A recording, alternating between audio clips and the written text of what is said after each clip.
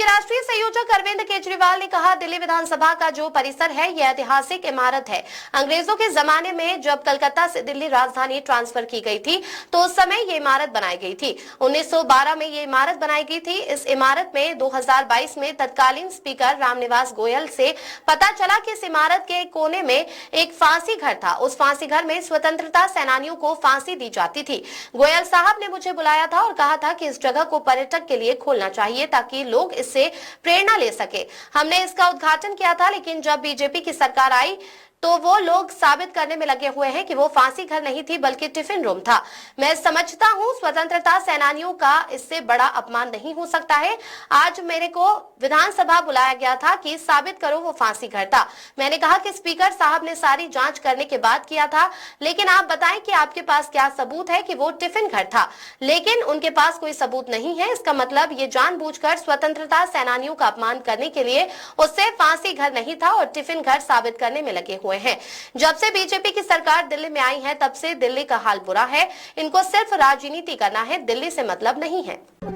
दिल्ली विधानसभा का जो परिसर है, ये परिसर एक ऐतिहासिक बिल्डिंग है। जब कलकत्ता से अंग्रेजों के जमाने में जब कलकत्ता से दिल्ली राजधानी ट्रांसफर की गई थी तो उस वक्त ये बिल्डिंग बनाई गई थी 1912 में।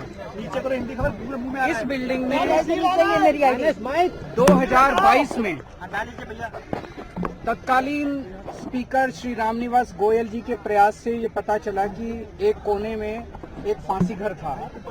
उस फांसी घर में स्वतंत्रता सेनानियों को फांसी दी जाती थी।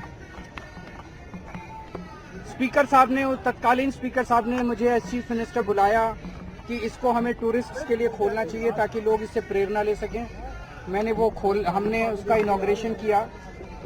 अब जब से इनकी सरकार आई है ये साबित करने में लगे हुए हैं कि वो फांसी घर नहीं था, वो टिफिन रूम था। मैं समझता हूं कि स्वतंत्रता सेनानियों का इससे बड़ा अपमान नहीं हो सकता। इनके पास आज विधानसभा में मेरे को बुलाया गया था ये कहने के लिए कि साबित करो वो फांसी घर था। तो मैंने कहा वो उस टाइम के स्पीकर साहब ने सारी जांच करने के बाद किया था, लेकिन मैंने कहा आप ये मेरे को बताइए कि आपके पास क्या सबूत है कि टिफिन रूम था, ये फांसी। इनके पास कोई सबूत नहीं। तो इसका मतलब ये जानबूझ के स्वतंत्रता सेनानियों का अपमान करने के लिए उसको फांसी घर नहीं था ये साबित करने में लगे हुए हैं और वो टिफिन रूम था ये साबित करने में लगे।